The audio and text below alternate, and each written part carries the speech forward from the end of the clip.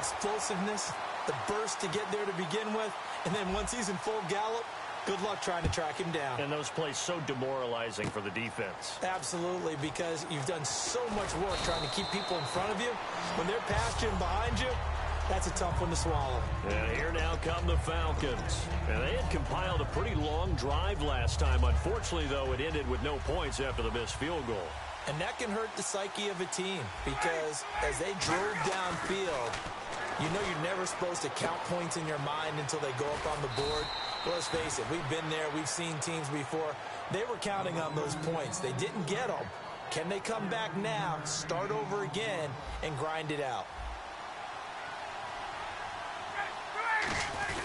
Now Ryan going to give it to Freeman. And he'll be tackled right on the midfield logo. Call it a gain of 4 on first, and that'll make it second down. The defensive crew for the Texans. Here's a look. Jonathan Joseph goes under the radar a little bit as one of the better cover corners in the league, but his team knows his value. He can lock up good receivers. To throw, and he's going to be wrapped up and driven down. Bernardrick McKinney in there to sack him for a loss of 6. Great job defensively. I think he was trying to go through his progressions, find someone to get rid of the football. Before he knew it, he was on his back. So that just brings us right back to what you said in the beginning. A great job defensively. Nowhere to go with the football. That led to the sack. It's always tough for the guys throwing the football when they think they've got a completion and the ball's almost there, and then someone sneaks a hand or two in and bats it away. Looks like Ryan's going to stay out there. Indeed, they're going to try for this on 4th down. Here we go on 4th down with Ryan. And this is incomplete. A surprising move to go for it. Predictably, at least somewhat predictably, it doesn't pay off. And the Texans take over an excellent field position. Watching now, Barney. Set. Green 39. Green 39. Watching now, Barney. Here we go. Blue 90. Watching now, Barney. Barney. On 1st down, Osweiler. And Anderson's got it. And he's brought down. Give him 11 on the game there. And it's good enough for a Houston 1st down. They gave up the completion there, but this is what zone defenses count on. Catching the ball and not much run after the catch. With Charles Davis, I'm Brandon Gaudin, and it's Texans football as we get going in quarter number 2. And they've got it here with a 1st down. And on the outside, they're playing press coverage. Now let's go. 3-19. Detroit. No. Check. Patriot. Throwing now, Osweiler on 1st down. That one complete to Anderson. And he'll work it inside the 30 to the 29-yard line. Call it a gain of 3. And that'll make this a 2nd down. Well, the strategy was evident there. Get it to your tight end and make it a one-on-one play with a cornerback. Who's usually going to win that one? The tight end, but not there. Not in this situation. How about the corner defeating that logic and making a really nice tackle? And down he goes, taking it inside the 10 to the 7. We can talk all we want about football being a game of strength and brawn. It's also a game of mismatches, and they're trying to create one there, getting it to their back out of the backfield to make a bigger play. As we often say, get it to him in space, let him use his leg. Yeah, if he can get a matchup against a linebacker or maybe a defensive end dropping out in a zone blitz, he's going to win that battle just about every time. Watching now, Barney. No. Check. Patriot. On the sneak, Osweiler. They'll lose a yard, and it brings up 3rd. Ben, we've been around these coaches enough to know that there should never be a loss of yardage on a quarterback sneak. And he gets into the end zone. Touchdown, Houston. Brock Osweiler scoring on the sneak from a yard out. And the Texans will add on to their lead. Partner, that was simply an example of getting low, wasn't it? It was indeed. And for the quarterback, so they get low the line. They did their job. Is the quarterback's job just to find a crease and dive? Find a crease and just get in there. Ordinarily, you start low yourself, get low behind that offensive line. But sometimes they do such a great job, you can almost fall forward and find the crease for a touchdown. And he'll be brought down at the 23, make it the 24-yard line. Now the Falcons offense gets ready to head back onto the field. And last time this unit was out here, costly turnover, and then that turned into 6 points. They've got to make amends. And how many times have we sat in meetings with coaches and they use the term complementary football? Offense take care of the defense, defense take care of the offense. That didn't happen. And he's going to go down. The Texans come at him and able to bring him to the ground.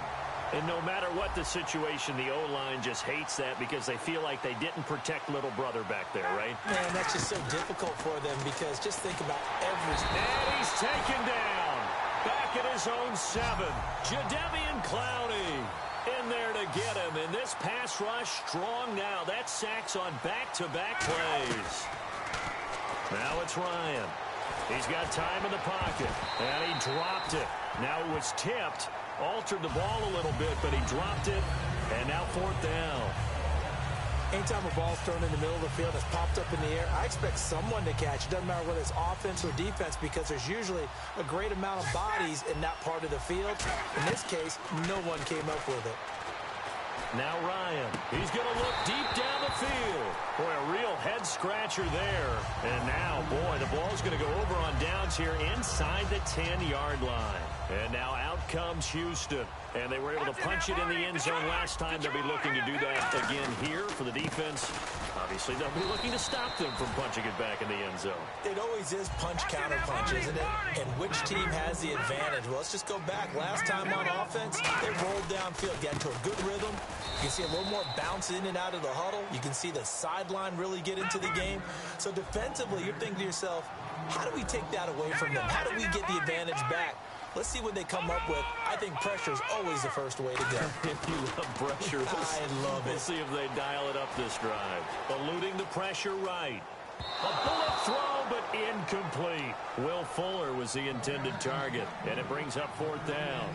Good job by the O-line. Quarterback had time to go through his checks. That's one you need to take advantage of. A perfect situation, and they're unable to take advantage of it. When you have that much time to scan the field, you have to find an open receiver. So give them 3 there. A good drive gets them inside the 5, but they couldn't punch it in. And credit this defense, too. That was the old bend but don't break approach. But it kept the offense out of the end zone. This fielded a few yards into the end zone. And last year that would have been a net gain of 5 on the return. This year he stopped where he would have been if he had taken a knee. And that's at the 25. Atlanta now coming out on the field. And on that last drive, went for it on 4th, turned it over. But good job by their defense, though. They held them to 3, but this offense, they've got to be a little bit better, a little bit more careful here. And sometimes when you see these calls on 4th down, when they decide to go for it, it's not necessarily the coach saying, I believe in my offense. Sometimes the coach saying, I believe in my defense. I can afford to go for it here because if we don't get it, I don't think we'll give up more than 3. And that's exactly what happened. You think that factored in? I do. I think that he had that in his mind going into the game, that I'm going to be aggressive on offense because I know I've got a defense that can hold up their end. He had time, was able to survey the field and find a soft spot in that zone coverage. And that's where it gets difficult for a defender, Brandon. You go to your spots on the field that you have to cover, and when the offense finds an area that you're not in, that's where they throw the football. Absolutely love the run right there. This guy's known for his quickness, but also for his speed. He's able to get to the second level almost before you blink if you give him any type of blocking. Always talk about slot receivers. They're usually known as quicker than fast. In this case, we've got a guy who's quick and fast, and he used it to great advantage. Never make the mistake that the slot receivers, especially the little guys like we're watching here, are just quicker than fast. A lot of them combine quickness and speed, and they catch a lot of footballs, as we just saw there. It's a 10-yard gain there, and it sets them up now 1st and goal.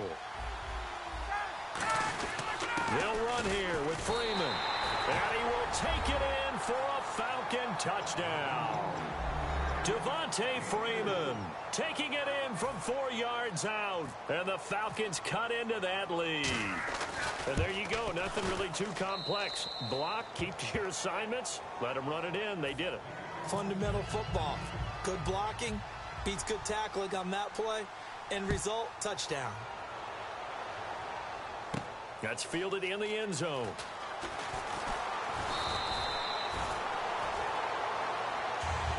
And now out comes Houston. And last time they got 3 points, but it was a chip shot field goal. And when you go to the sideline after a chip shot field goal, maybe the offense not too happy. It's a balancing act, isn't it? Because you're exactly right. They're none too pleased that they didn't punch it in for 6 points. But they also have to remember they did put points on the board. 3 points is 3 points. And in this league, you take points when you can get them. Not easily done. Well, partner, I guess that answers the question about whether they're going to sit on it or not.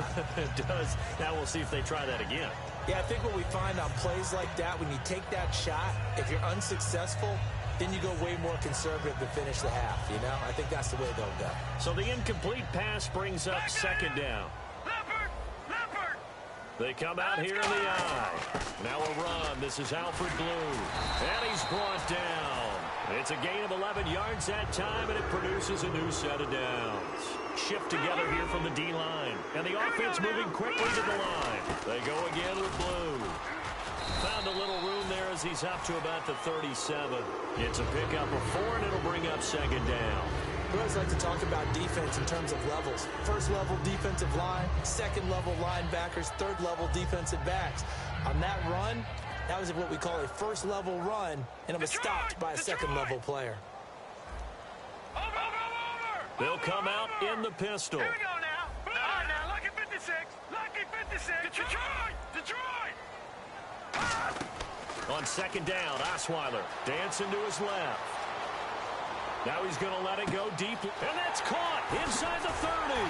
And he's brought down after a good gain. And give him a gain of 37. Sometimes it's designed, and sometimes you just have to know when to leave the pocket and move and make something happen. And on that play, he was able to get on the run and was still accurate throwing the football. On 1st and 10, it's Osweiler. He's going to find his running back. It's complete. 6 yards on the pickup, and it'll be a second down. And a nice gain and a broken tackle along the way, and really we shouldn't be surprised, should we? That's what runners do, especially the best ones. They break tackles and gain extra yardage.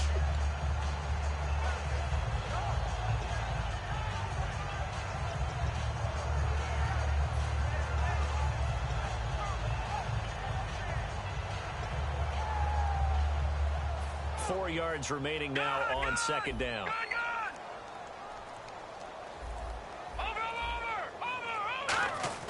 Now Osweiler. And the hit jarred it loose. It's incomplete. Today's NFL, these big guys are featured receivers. They move them all over the place to try and find good matchups, and they had one. They were just unable to complete the pass. They come up in an offset eye. Blue on the toss. 18 yards there, and it'll be a 1st and goal. And now there's a gutsy call. In today's NFL, that is a passing down, but they broke tendency and in a big way, and they were rewarded with a big run. Now they're set up with 1st and goal. Got to give a lot of credit to the offensive coordinator. He didn't play it safe, took a chance, and it paid off. It's a gain of a yard, and it'll set up 2nd and goal. And now they're in the hurry-up. Hey, give them credit. That's a good, solid gain there.